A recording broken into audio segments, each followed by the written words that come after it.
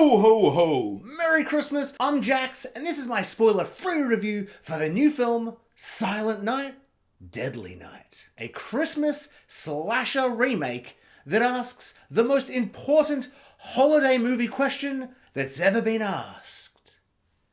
What if Dexter had a Santa fetish? So Silent Night, Deadly Night takes the really fun and kind of basic concept of mashing up a horror slasher film and Christmas. What if Santa was a serial killer? It's just a slasher film, but he's dressed like Santa. A really fun, simple premise. And I'm not really sure if this is like the 80s film that this is a remake of, or if this is a new edition. I have not seen that original film. I actually wasn't even aware it was a franchise. Apparently there's at least 5 of them, so I don't know how I've never heard of this ever before. No idea if they're amazing or trash, or that beautiful, amazing but trash kind of middle ground that so many slashers are. So this is going to be a review just based off this film, and there's going to be no comparison or anything like that to the original. This film takes the idea of what if a serial killer dressed up as Santa and really kind of goes crazy with it, because it's not just a guy dressed as Santa. As I said up top, he's Dexter. He's only killing people who deserve it. One might say they are on the naughty list. You know how it goes, Christmas movies. But also, and this is where the film really goes crazy, he also has like a voice inside his head. So like the main guy, the serial killer guy dressed up as Santa is like, I'm talking like this. And then a deep voice will talk inside his head. And he'll talk to this voice. And they'll have some kind of spider sense for murderers.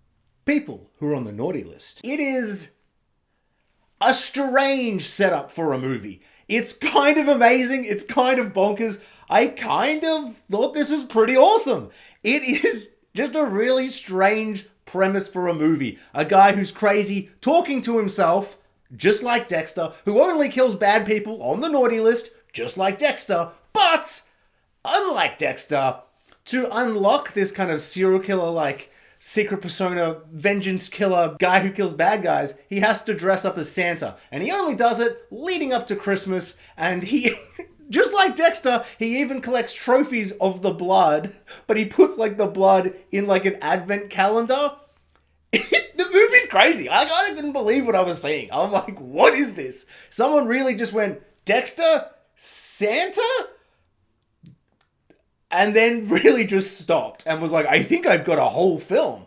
And so I really don't know how much of this is related to the first original films from the 80s. Part of me feels like, surely it's just a guy dressing up as Santa and killing people. I don't even feel like the idea of him being like a good guy killing bad guys makes sense for the kind of dirty 80s slasher that I'm like envisioning in my head. Like all I've seen is the poster and it's like Santa crawling into like a chimney, and knowing it's a slasher, it's like, he probably just does that and kills people, because that's enough. Whereas this kind of twists and changes so much to really tell a quite fascinating story of this anti-hero serial killer. It's kind of amazing. Like, if you want to see a guy dressed as Santa killing people who deserve it, this film's got you covered, man. The gore is really grimy and dirty.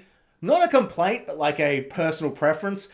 There's a moment in this film, like halfway, where something like a big giant set piece happens that comes out of nowhere, and it's glorious and insane, but it's kind of shot the way the rest of the film is, where it's really grimy and dirty and dark and kind of like ugly violent. Whereas I kind of feel like maybe it should have kind of stepped over into that gloriously over the top, almost cartoonish kind of levels of blood, like explosions of blood and gore, and kind of gone a bit kind of Tarantino-y, OG Evil Dead style, whereas it kind of keeps it in the realm of like a dirty slasher film. So when he chops someone off, it's not an explosion of gore, it's still a bit of gore, but the gore was always a bit kind of shocking and intense and like brutal.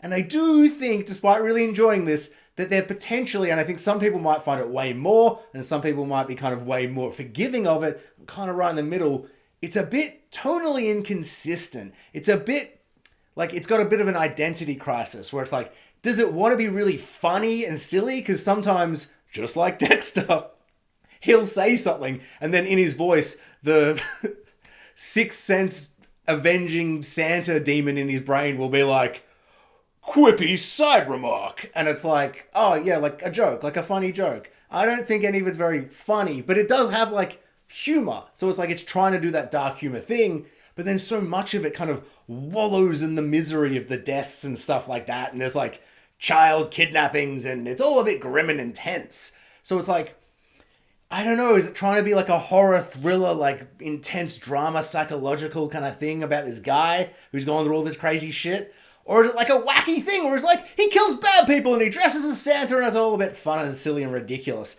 And I feel like it kind of wants to be both, but also kind of can't really decide which one it wants to be.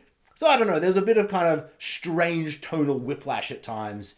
But also, I kind of just feel like I was on board because like 10, 15 minutes in, I was like, oh, okay, he's got a voice in his head, he keeps talking to him, and I'm like, well, what's like the hook? What's gonna like get me invested in this story outside of the main actor being great? I'll get to him in a second. And that is about 15 minutes in, you suddenly realize it's also going to be a romantic comedy. Maybe not comedy, but like it's going to be a romance film. Like he meets a girl and maybe she's a bit messed up too. And he's trying to like figure out his life and kind of settle down. And he meets this lovely lady, potentially not that lovely. And she like works at like a Christmas store. And so he starts working there and they're flirting and getting along. And he's like, maybe I can make this work with this lady. And she's like, maybe I'm completely insane too. And their dynamic and their relationship is amazing. The characters are really good. The acting's amazing. And it's just a really strangely sweet and wholesome little relationship mixed up with all this absurd insanity and madness. And there's some stuff towards the end where I was just kind of like, I can't believe I'm feeling all warm and fuzzy inside for this type of movie. So I think all the emotional stuff of the characters kind of worked, even though at first I'm like, what are we doing here? And by the end, like the last 5 minutes, I was just like, that is such a good way to end it. It feels so perfect. It feels so obvious when you get to it. It's such a gloriously satisfying end. Yeah, I thought it was really, really good. Bit of tonal whiplash. Kind of could have gone more gore in this one big set piece that kind of comes out of nowhere.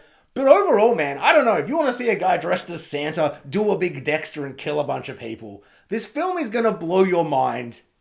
Kind of.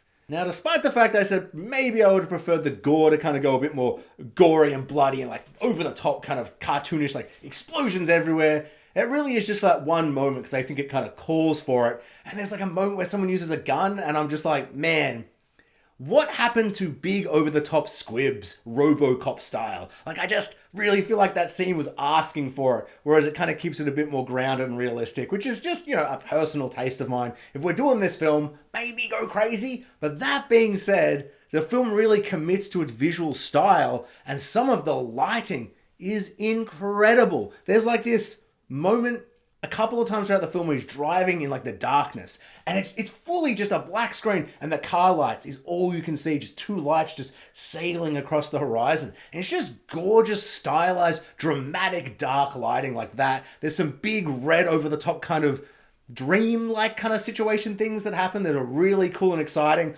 All of the lighting, like they really commit to it feeling just all slimy and dirty and grimy, and I really did think like, once they committed and they're like, we're doing it like this, it looks great. Yeah, it's just that one scene. When you see it, you'll be like, oh yeah, no. You should have gone gorier. Even though it is very gory, don't get me wrong, you'll be satisfied. I just think that if you're like me, and if we're doing it like this, there's something unlocks in your brain, and you're like, I want to see untold carnage like you could not possibly fathom. And especially when you see who he's doing it to, you'll be like, yeah, no, like, that would have been very good. That being said, that scene is glorious, and that was when I was like, I have locked so fucking hard into this movie. This is amazing. Oh my god, I almost forgot to talk about the main actor guy, the Santa guy. He is the lead from Halloween Ends, and like everybody except for Red Letter Media, I did not like that film, so I don't think I really gave his performance much kind of credit either way, just because the whole story and the plot and everything, I was just like, oh, no. But watching him in this, it kind of reminded me that like, no, it wasn't his acting at all in that movie there was anything wrong with it. Like, I kind of think potentially he's amazing in that movie because he's so good in this film. He just has such a great presence. I feel like he's a really good horror actor. He really just kind of fits and works in this kind of type of movie. I buy him as an unhinged serial killer. I buy him when he's trying to be romantic. I buy when he's the anti-hero. I buy when potentially he's going too far and is he an anti-hero? I just buy him in this role. I think he was incredibly cast. Performance is sensational.